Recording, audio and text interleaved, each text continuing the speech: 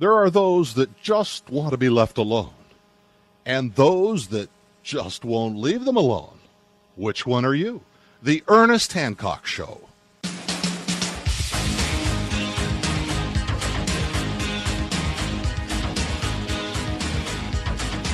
Welcome back to The Clear. Your Independence with me, Ernest Hancock, here in Phoenix, Arizona.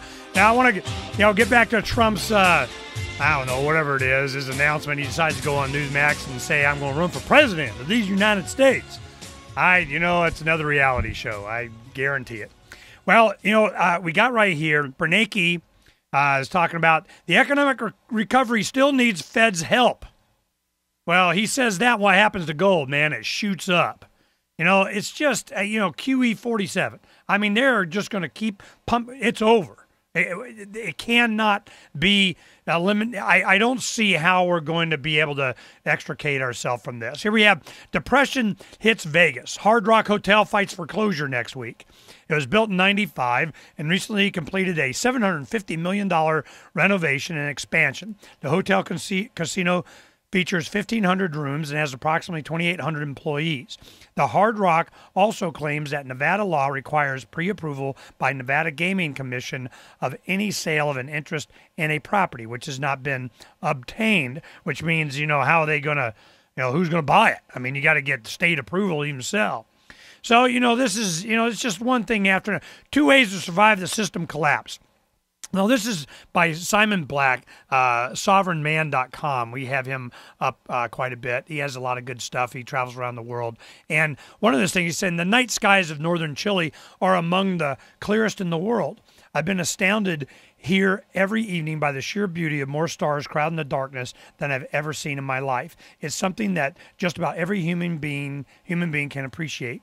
La Serena is a thriving coastal town, a vacation hotspot in Chile. It's about an hour's flight north of Santiago and the gateway to Valle de Elqui, a fertile agricultural region nestled in the mountains where I spent a long weekend. Now, the reason he brings this up is he's going, look, man, you need to have another home somewhere else other than the United States.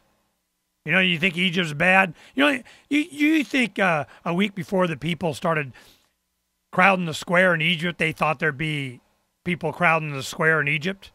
This stuff happens overnight. It doesn't happen all at once, but it happens overnight. All of the conditions for this kind of stuff are happening right here, not later. Not later, now, right now, now. And, it's like it's ignored. I'm just, wow.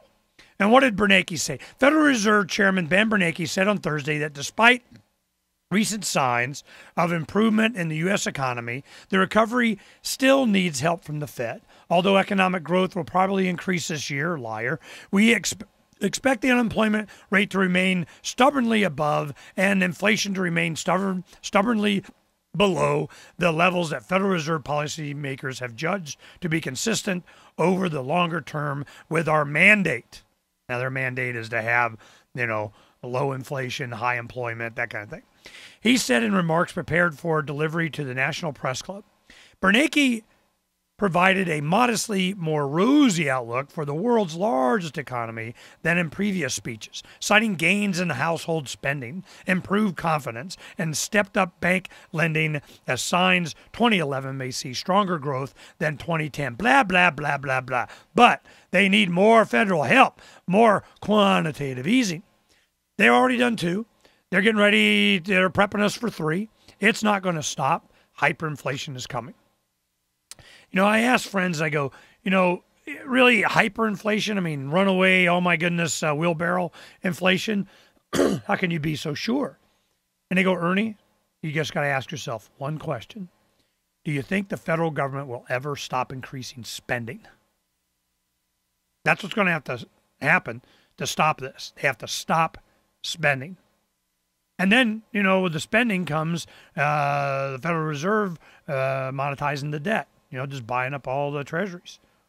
Do you think that's ever going to happen? Now, one other thing, I'll show you this. I've been keeping an eye on it, and I put it as a hot link here on my customized module here on Freedom's Phoenix. It's a 30-year Treasury bond, and it's at 4.66 right now. Now, it was as low as, 2 point whatever back. Let's go ahead and go 2 years. Let's see, how low was it? It was down in, 3.4, and I think it was even lower than that, Treasury yields. And it's gone up to over 4.6. Now, I've been saying once it gets to 5, it'll go to 6. And once it goes to 6, it's all over, man, because I'll show you what happened. You look here on the YouTube, you can see this. Let me see if I can zoom it in so you guys can make this out. In 1980, the Treasury yield on 30-year Treasuries was up over 15%. Why? Because that's what it took for people to buy the bonds. Volcker tried to save the dollar. I mean, he accomplished it, at least kicked the can down the road for a couple more decades, because what did he do? He's like, we're going to raise interest rates. You have to. You gotta, bring in the money supply. Well, what do? Man, they go over here and they went way down, and now it's on its way back up. We'll see what happens. It breaks 6% on 30 years, then I think we're in big time worry here. It's just one of the telltale signs. So I keep track of it. I don't know any more than anybody else does. I'll just take a look at it and see what's up. So, let's go ahead and go back and see what Trump has to say here and the rest of his thing. How much time we got in this? We'll go ahead and do another couple of minutes. You're going to toe the line or you're going to have big problems. Nobody says that. They don't even call them. OPEC. So these people have a free reign. We're a target. And they have a free reign on the United States. And it's going to really destroy this country. Let's talk about President Obama and the business community, because in recent weeks he's made an appearance to have a concerted effort to appear pro-business to try to spur hiring. Are big business and small business owners buying it? Well, look, it's words. When I looked at his State of the Union speech, I watched it very carefully. In fact, I commented on Fox right after the speech with Neil Cavuto, who's a great guy. And we had a long talk, and he said, "What do you think?" I said, "It's just rhetoric. It's words. It's all words. Sputnik and this and that." And it was long. He ought to spend more time in his office on the telephone talking to the folks at OPEC saying, you better get those oil prices down or you're going to be paying a big price. And they can do it. And by the way, with China, if we ever taxed Chinese products coming into this country, we would pay off their debt so fast, but would do something much more importantly. We would start creating jobs in our country, because we'd equalize the imbalance that they've done by manipulating their currency. And the same way they cheated in the Olympics with their Olympic gymnasts and other things, they're cheating us with the manipulation of the currency. They are not our friends. I know them very well. I do business with them. I sold an apartment just a little while ago for $33 million to a Chinese gentleman. And I have a lot of friends in China, and I don't even blame them. I'm not angry at them. I just can't believe they can get away with it. And my friends from China said to me just recently, wow. You're going to tell OPEC, better get them prices down or you're going to pay a price. You're going to pay a price. You're going to pay a price because we're not going to pay your price. You lower the price or you're going to pay a price. What the hell does that mean? I don't know. Maybe it means aircraft carriers. We'll be right back.